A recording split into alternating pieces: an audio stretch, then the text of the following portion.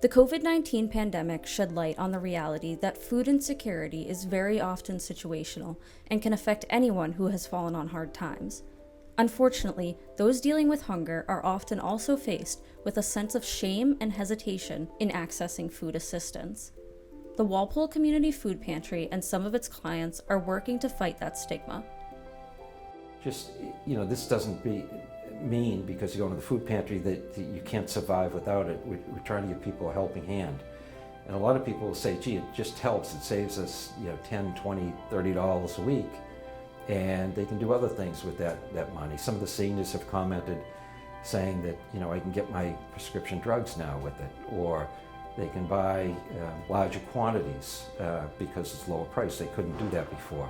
So we're trying to give people a helping hand. It's not so much that we're saving people's lives by giving them food. We're trying to help people get over a rough patch. And I had a different attitude before. I thought I was helping people. Now I'm kind of looking at it saying, it's a blessing for me to be able to gather this food and save the food in some cases and get it to people that are in need. So I always tell people at Greater Boston Food Bank, who we're partners with, they don't get to see it. They see us, and it's very different. If you get a hug from a person that hasn't had produce in a year, or vegetables or fruits, it's compelling. If you don't see it, if you're not there handing it to the people and getting the hugs and the thank yous, it's tough to imagine that there are so many people that need food. Jonathan Tatro of the Greater Boston Food Bank explains what food insecurity is and who it can affect. Food insecurity is defined as a lack of access and consistent access to enough food for every person in a household to live an active, healthy lifestyle. This can be temporary or it can last quite a long time for a household, depending on the circumstances. And food insecurity is one way that we can measure how many people cannot afford enough food. I think the first thing to know is that hunger can really affect anybody. And in many different circumstances, but a few examples, could be a single mother working 2 or more jobs to feed her children. It could be a senior on a fixed income struggling to balance the costs of rent, medicine, and rising food costs. Most households that we serve rely on a food pantry on a regular basis. This is an ongoing support that they need. And again, the reality, hunger exists in every city and town in Massachusetts and really across the country. So hunger is everywhere that we look. I think one thing to note is that SNAP, the Supplemental Nutrition Assistance Program, is our country's really first defense against hunger. Certainly the Emergency Food Network plays an extremely important supplemental support role. But as we look and speak to clients about their accessing SNAP. During the pandemic, it was concern over eligibility, the paperwork. It's a process they've never gone through before, so they didn't know what to expect. This desire to be able to provide for oneself and one's family, playing into that stigma and sort of embarrassment of having to ask for support from either their local community or from the federal government in the case of SNAP. Eastern Massachusetts is now projected to experience a 30% increase of food insecurity in 2021 based on comparison to pre-COVID levels. So at this point, we're seeing that 1 in 10 people in Eastern Massachusetts is food insecure, and that number for children is 1 in 9. The Walpole Food Pantry was established in 1993 with the goal of salvaging and distributing free food to Walpole residents in need. The original food pantry started about 29 years ago, and we still have a little house down the street, 1303 Washington Street, and the pantry was to provide an emergency supply of food, 3-day supply of food, to people twice a month. So people would come and shop for themselves and their families. And with the pandemic, it was not conducive to social distancing. So we spoke with the Board of Health, and they suggested that we do not distribute food from the pantry. It's very small aisles and very small rooms. So after the pandemic, once the pandemic started, we started distributing from the COA and from Walpole High School. Since the COA has started resuming their functions, we had to leave the COA. We still distribute from the high school, but we rented out this current space last October, and we use it to basically, so people don't come shopping here, we put together food for people and distribute it. Originally it was from the COA and Walpole High School. Now it's Walpole High School, but the COA still comes up with their 2 drivers in their vans every other Wednesday, and they pick up food and distribute it to the seniors. I've been living in Walpole with my family for 39 years. And I would have guessed that there may be 100, 200 people that are food insecure. I didn't know anyone that I thought was food insecure. When we partnered with Greater Boston Food Bank, they're part of Feeding America, and the numbers were much more than I thought.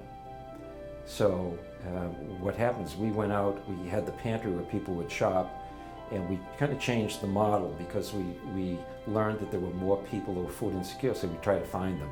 So rather than waiting for them to come to us, we went to the Housing Authority and Department of Mental Health and the COA so we could feed seniors and people under the Department of Mental Health and Section 8 housing. And it just took off. We found a lot of the people that needed it and substantiated the numbers that we were getting from Feeding America. So, and this is all pre-pandemic and post. During the pandemic, the numbers have increased substantially. There's just a lot more people that are now food insecure because of the pandemic. The best line that I heard, a friend of mine runs a pantry in Weymouth, and she said, when people go through a line or when they go shopping at a food pantry, it's not a proud moment. And if you see the people, there's a very small percentage that the great majority of people can use some help. I'm not saying they need the food. There's a percentage that really need the food. I know people that are living paycheck to paycheck. And then there's another group of people that can use the food and it's very helpful. They can spend a few bucks on something else. You know, they can, I mentioned to you that some people haven't had produce in a year, fruits and vegetables. A mother of 3 told me she hadn't had it in a year. And I asked her why not. She said it's so expensive. So maybe if we give someone a box of food or a gallon of milk or a dozen eggs, they can take the money they're saving and get a box of strawberries or a box of grapes, or just nutritionally to feed their family. So it's different tiers, but I'll say 90 to 95% can use it or need it. Food pantry client Mary Westcott was working 3 jobs when she began using the food pantry. She says that the availability and flexibility of the resource has helped her through tough times. I had just turned 60 3 years ago, and I was at the senior center in Walpole, that I was doing like an exercise class or having coffee and donuts, and this guy walked in and he started talking about the food pantry. It was built, and after his presentation I went up to him and I said, is there a way I could go like on at different times, because I work 3 jobs, so I can't go on Saturday and Sunday because I work then. Whenever it was, I couldn't go. And so he said, well, can you go right now? Because I was at the senior center. And I said, yes. So we went over to the food pantry, and he gave me 5 bags to fill up. It was just amazing. It was just like a grocery store. I had never been in there before. And, like I got a cookie mix, and I made him some cookies and gave him a thank you note, like right after that with the cookie mix. And, you had cereal and vegetables. It it was just amazing. And so, and then I was good for, several weeks. And he said, if you need anything else, call the food pantry. We'll make arrangements to do something like this again. But then I told my sister-in-law about it because I had lived with them for a year before I moved to Walpole. Because when I got my divorce, I was homeless. I had no place to go either. So she said, well, maybe I can go for you sometime. So she went twice for me. They allowed her to do that because I didn't have any other time. But now things are getting easier because I'm getting my feet on the ground thanks to the folks in Walpole have been amazing.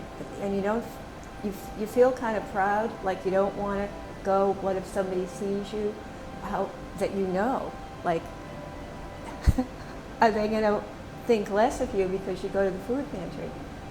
But I just said, no, if I can somehow help somebody else, I will. They had a lot of volunteers in the winter and in the spring, and they were so nice. They were so down to earth. They were amazing.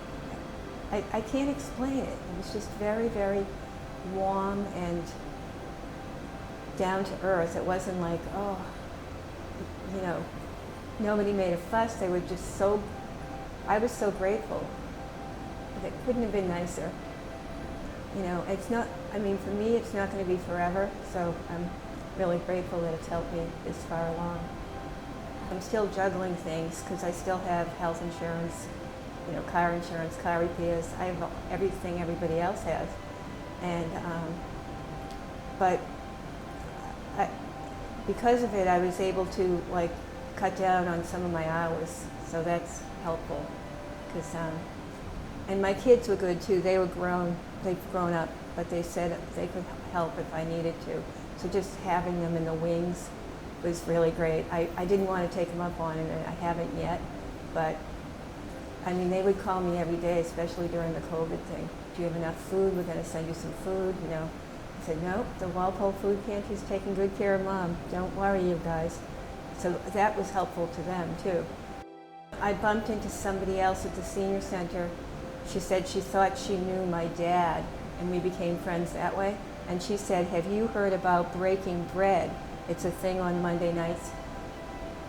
And anyways, you can call them before Monday, and they'll reserve a place either inside the building, or they'll give you some sandwiches and chips and stuff.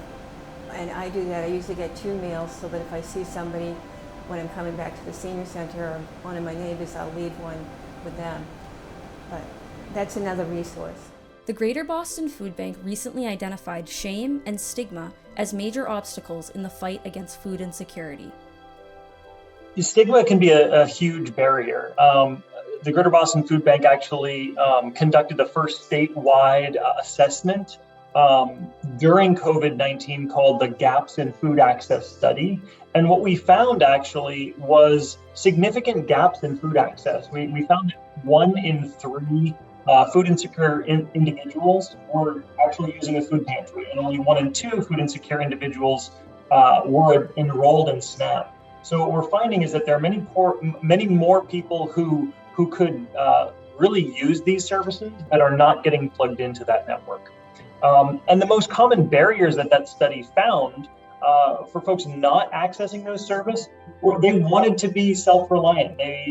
Some of them, there was a lack of knowledge of hours and requirements, but then there was also stigma and embarrassment and concern over having too many assets or not knowing the eligibility requirements. So sort of a whole constellation of barriers and challenges that need to be considered when looking at access.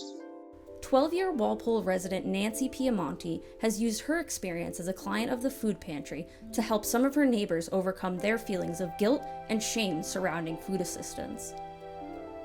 I lost my husband, and I had no place to go, and I searched and found Denise at the Walpole Housing, and I interviewed there, and she introduced me to a lady, Charlene, and Charlene asked me if I would be interested in helping seniors with food that would be coming. They were going to start a new program to help people, actually go to the the whole, where we live. Diamond Pond, the Pontyview Terrace and all. And that's the first time I got in touch with the food pantry. That's when I started. I used to help and help set up and introduce myself to the people and tell the ones that really didn't want to. They were embarrassed. They felt bad that they had to ask for help. And I talked to a lot of them and just telling them that it's okay.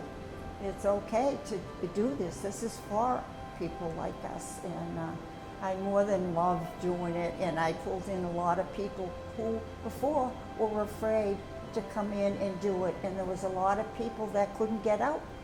So I used to bring food to their houses in our development because that's the only way they were going to have it. And it made me feel really good. I helped people out like that. I came for a tough situation, and that kind of relieved me of it and helped me a whole lot that I was able to get food. I just used to say it was difficult for me. I came with a lot of problems, and I would say to them, don't feel upset. Don't feel that you're doing something wrong. We have to take care of ourselves at that point, and we have to take that. It's a hard step, it is, but it's the best thing in your life that you would ever do because you have food, you're going to eat, you're going to be okay, and you can meet friends. You get a lot of friends that you meet and you work together. You didn't get very much money for the food stamps, and you have bills, you have rent, and you have all this, and it's just scary. Like, how am I going to eat? What am I going to do? Like, I'm alone. I don't know what to do. And the food pantry was the best thing that ever came into my life, bringing food that we could choose what we needed and all. It was wonderful. They were nutritious, they were good food. It was always like vegetables and, oh gosh, meat. They would bring us some meat too. We were able to take, 2 different kinds of meat or whatever.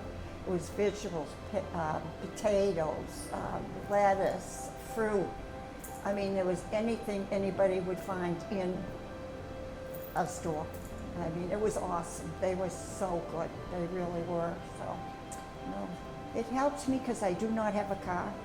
There's no place how I can get. I mean, once in a while, I'll have a friend that will take me to the store so I could do some shopping. But all in all, I depended on the food pantry. I couldn't have got by without them. It's the best thing I ever got involved in. So, yeah, I would recommend anybody, if you know where there's a food pantry, don't be ashamed, just do it. It really helps a lot. Nobody looks down at you because you're using it. When we get put into that situation that I was put into, and I was scared. I was, my husband, as I said, he passed away, and there was nothing for me to survive with, any money or finances or anything. And for this to happen, for Charlene to come to me and say to me, Nancy, this is the food pantry, this is what we do. And I said, but I'm embarrassed. She said, don't ever. And I found that I started doing the same thing to people. I used to go to the different tenants and say, don't be foolish, come. It's anything you want, vegetables, fruit, everything. And you really should come and enjoy it. Nobody's going to look down at you, no, you just be smart to do it. And they would. They'd end up coming. Some of them I walked with them to get there, type of thing. So others I had to go to their house because they couldn't get out. And it was the best thing I ever happened to me, really. And thank you. That's it. Yep. Despite limitations due to the COVID-19 pandemic, the Walpole Food Pantry continues to expand its operations, thanks in part to monetary grants from the state government and the Greater Boston Food Bank. We've had some great help from the state with some grant money, and we've had some help from Greater Boston Food Bank with grant money. So, great majority of things that we have here as far as equipment have been, we've received through grants, but the things you don't think of, the bags, the the paper bags you see in some of the grocery stores now, they're charging you 10 cents per bag. You know, that's what they cost us. They cost us a little bit more than 10 cents a bag. We have plastic bags. As we speak, we're filling up probably 200 to 250 plastic bags. And so that's, you know, $45 worth of plastic bags. When we do it with the paper bags, we're doing, you know, $100 worth of bags. So the donations that are coming in are going to buy food. It's in some cases to buy the bags, the way we pay for gas. We have 2 vehicles now. We're hoping, one we have to take off the road, it's not going to pass inspection. We're hoping to get a new vehicle. But all the equipment is paid for through grant money. The great majority of it's grant money. Last year we received the largest capacity grant they've ever given. So we had a refrigerated van that we distribute food with, and it was $58,000 for the van. They paid for half, and we had a matching. So we paid $29,000, they paid $29,000. This year we were awarded a grant from the state, but they did not include a forklift. Forklift is $28,000. We received another capacity grant from Greater Boston Food Bank for half of that, and we paid for the other half of it. They're always there. So there's a couple goals here. One is to feed people, and one is to salvage food. So, and that model seems to be shifting a little bit, where Greater Boston Food Bank comes to us much more frequently saying, you know, there are 5 pallets of chocolate milk down at Gorelick Farms. Can you use them? We rescue food and we try to find a home for it. So when we're giving out food at the high school and people ask you if you want a gallon of chocolate milk, or do you want 2 gallons? You want 3 gallons, we'll give it to you. The reason is because it's salvaged. It's still good. It has 10 days left before it expires, 7 to 10 days. But they would have to pay to have that food removed. So, and it's wasteful. And we go to we go to Wegmans, we go to Costco, and we rescue food. So it's a combination of feeding people and rescuing food. One of the other things that I would love to have people who are in need of support here is that when I go out into our network and interact with people who are receiving the services, they are so grateful and so thankful. And what they say is that when they go and they walk through those pantry doors, it's like a family welcoming them. So I understand that it can be scary. I understand that there's hesitance to go and to ask for that support. But I would just encourage anybody that needs that support to take that first step. And from everything that I've heard and everything that our network strives to be, you will be welcomed, you will be embraced, and you'll be accepted and given the support that you need through whatever challenge you're going through at this time. It's the best thing I ever did. It truly is. Yeah, it's helped me a lot.